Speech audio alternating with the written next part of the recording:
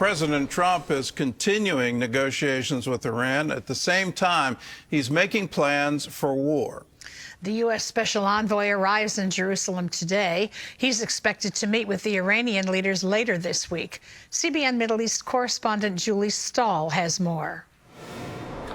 President Trump is urging Iran to abandon its nuclear program and make a deal. I'd like to see a deal negotiated. I don't know that that's going to happen. Right now, we're talking to them. We're talking to Iran. And if we can work something out, that'd be great. And if we can't, probably bad things would happen. According to Iranian media, the country's president has ordered the start of talks. Trump's special envoy Steve Witkoff is due in Israel on Tuesday for talks with Israeli Prime Minister Benjamin Netanyahu before a potential meeting with the Iranian foreign minister later in the week. In an address to the Knesset, Netanyahu said there are challenges ahead of Israel. More testing awaits us, but we're vigilant and prepared for any development. We're monitoring the situation and are ready for any scenario. Anyone who attacks us will face unbearable consequences as far as he is concerned. Despite the talk of negotiations, the U.S. and Israel are preparing for war. On Sunday, Israeli naval vessels and a U.S. Navy destroyer held a joint exercise in the Red Sea arena. In Gaza, Israel reopened the Rafah crossing with Egypt on Tuesday, allowing people to cross but not any goods.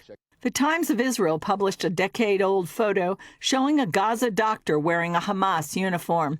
Israeli news, Kan, reported that Hamas's leadership sent a secret document to the organization's officials in Gaza ahead of the installation of a new government. It revealed how Hamas plans to continue ruling and managing the Gaza Strip, despite Trump's plan, which calls for the complete disarming and dismantling of Hamas. Avi Abelo says both Iran and its proxy Hamas are employing an ancient Islamic tactic to buy time and rebuild their strength.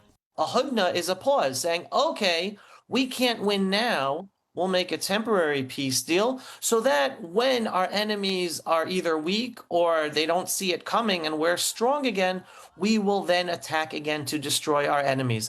That is exactly what Muhammad did back in 628.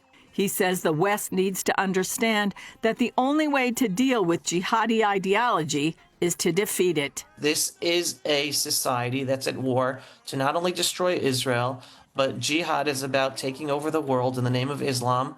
It's about first going after the Saturday people, that's the Jews, then going after the Sunday people, that's the Christians, and they are in the process of doing this across Europe, Australia, Canada. They're in the process of doing this in America. Even without raising a sword. Julie Stahl, CBN News, Jerusalem.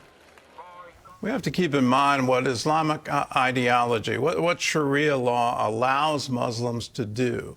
First and foremost, it allows them to lie to infidels. In fact, it's encouraged in jihad that you must disguise what you're doing, and it's perfectly legal under Sharia law to lie and lie repeatedly. The other thing is this hudna, the let's take a pause. If we can't win right now, let's take a pause until we're strong enough where we can win.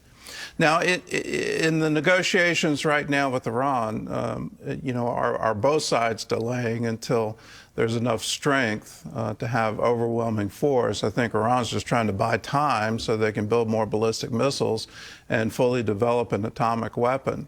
But let's look at what Hamas has done to lie to infidels. If I can get the picture of that doctor. Here is the doctor in his doctor robes as he's one of the first ones to declare as supposed head of the hospital in Gaza. He wrote 2 New York Times op-ed pieces where he claimed Israel was committing genocide, and he had proof. Now go back to that picture again. Here is him 10 years ago, and he's in a colonel's uniform for Hamas. He is part of their military structure. The entire Gaza Ministry of Health is a propaganda arm of Hamas. They're terrorists, and here he is in this doctor's robe, supposedly looking like he's a medical professional trying to care for injured people. He's not. He's trying to tear down the Jewish state.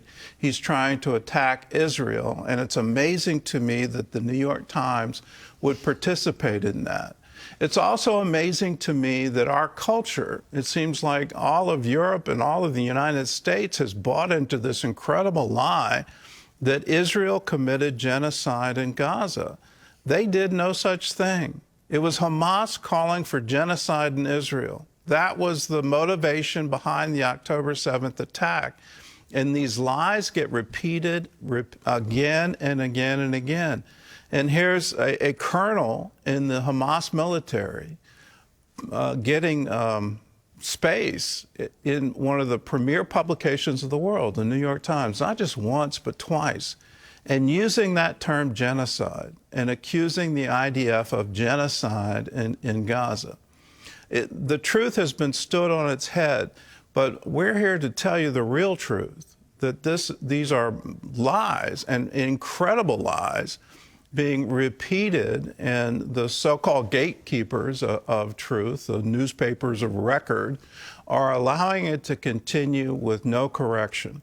This goes along with the photographs of supposedly starving Gazan children that weren't starving at all. They had a medical condition, and it was all set up, or the staged photographs of people clamoring for food with empty pans in their hands.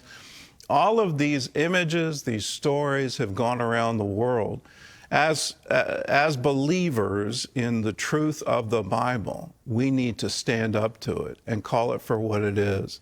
These are lies. And the Islamic ideology, this radical Islamic death cult, these militant terrorists that want destruction, they seem to worship death. We need to confront it boldly and continuously until it is eradicated from the planet. In other news, New York City reports a shocking rise in anti-Semitic attacks last month. Gary Lane has that story and more from the CBN Newsroom. Gary? Gordon, according to a press release from the New York City Police Department, anti-Jewish hate crimes increased by 182%. Which accounted for more than half of all the hate crime incidents in January. The release reports 31 hate crimes against Jews last month, as compared to 11 in January 2025. The Anti-Defamation League's Scott Richmond said the dramatic rise is, quote, staggering. He told Jewish News Syndicate, from swastikas at a playground in Borough Park to a car ramming at Chabad headquarters in Crown Heights. The Jewish community in New York City is very much on edge. He also urged the city's new mayor, Zohran Mamdani, who is a Muslim, to quickly appoint the next director of the mayor's office to combat anti-Semitism. The partial government shutdown is now in its fourth day. Lawmakers in Washington remain deadlocked over funding for the Department of Homeland Security and reforms in immigration enforcement. Charlene Aaron has the story. Workers with the Federal Aviation Administration are on furlough, and 14,000 air traffic controllers will work without pay as the shutdown continues. This message is on the Department of Health and Human Services website. Due to the government shutdown, information on this website may not be up to date. As Americans begin filing their taxes, the IRS now only able to process returns through this Saturday. The president hopeful an agreement can be made. I think they're pretty close to a resolution. You know, we were at 5.6% GDP, and we lost 1.5 points because of the 42-day shutdown. The impasse is centered around ICE operations following the tragic shooting deaths of Alex Preddy and Renee Good by agents in Minneapolis. Homeland Security Secretary Kristi Noem saying ICE agents will now be required to wear body cameras. We will rapidly acquire and deploy body cameras to DHS law enforcement across the country, Noem posted on X. Lawmakers are deadlocked over demands for agency reform. The budget bill only funds DHS for 2 weeks, giving Congress time to debate changes in ICE tactics and strategy. Speaker Johnson needs nearly every GOP vote in the House to pass, but some are opposed to talk of reform. The House is holding a procedural vote today to move the bill forward and potentially end the shutdown. Charlene Aaron, CBN News. There's a fight on Capitol Hill to preserve funding for one of the most effective public health programs in history. Since 2023, the U.S.-led AIDS relief effort, known as PEPFAR, has saved more than 26 million lives. CBN's Michelle London spoke with Senator Susan Collins about efforts to continue that program.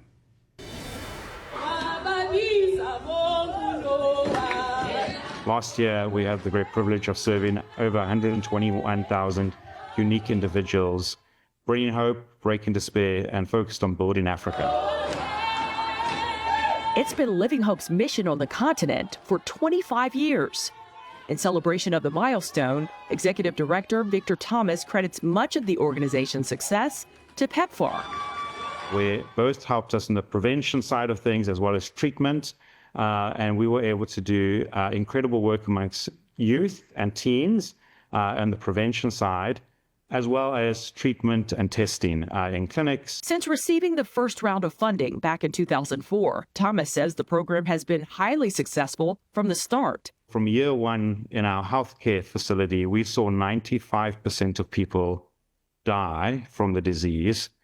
But come year two, with ARVs and PEPFAR's partnership, we saw 95% of people thrive and live healthy lives. Thomas says the fight continues in underserved areas along the Eastern Cape province. He notes HIV/AIDS cases there are increasing, especially among teenagers. Republican Senator Susan Collins continues to fight for keeping PEPFAR aid flowing to Living Hope and other foreign agencies.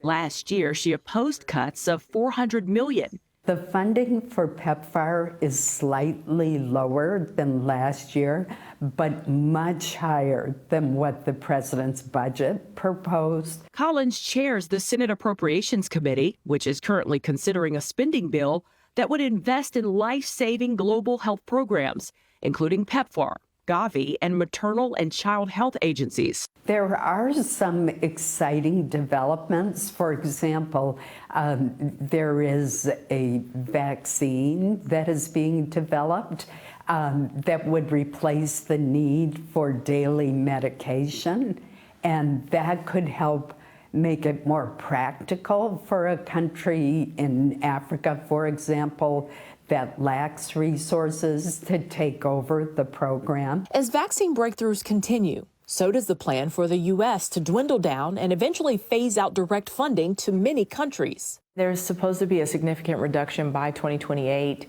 Do you think that's enough time? We're not there yet. So I think what this has to be on a case-by-case basis, dependent on the resources, the infrastructure, and new methods of treatment.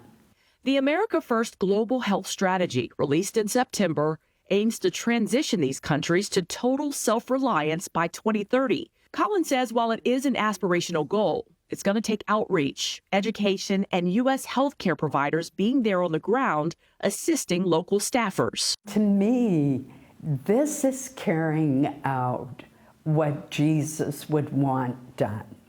It is taking care of the least of us. Michelle London, CBN News. Gordon, self-reliance is certainly a praiseworthy goal, but it's also important not to forget charity, compassion, and generosity. Oh, well said, Gary. The AIDS epidemic is clearly live and kicking in particularly South Africa. And if their government is not going to take the initiative to bring up the slack here and provide that, if HIV is on the rise in teenagers there, just imagine the devastation that's going to happen to that generation and to future generations. But for us in America, we can't think, well, you know, all right, well, let them have their problem. It's their problem. Let them deal with it. AIDS doesn't know national boundaries. It absolutely spreads. And if we allow it on our watch to get back to epidemic proportions, well, then it's going to spill over into our population too. So it's in our own self-interest to provide for prevention and provide for treatment for those who are infected, and effective education as to how this disease is transmitted. And if you have it, what are your obligations now? These are all very important to stem the spread of that horrible disease. Let's do our part and realize in doing our part for others, as the Bible says, we're also helping ourselves.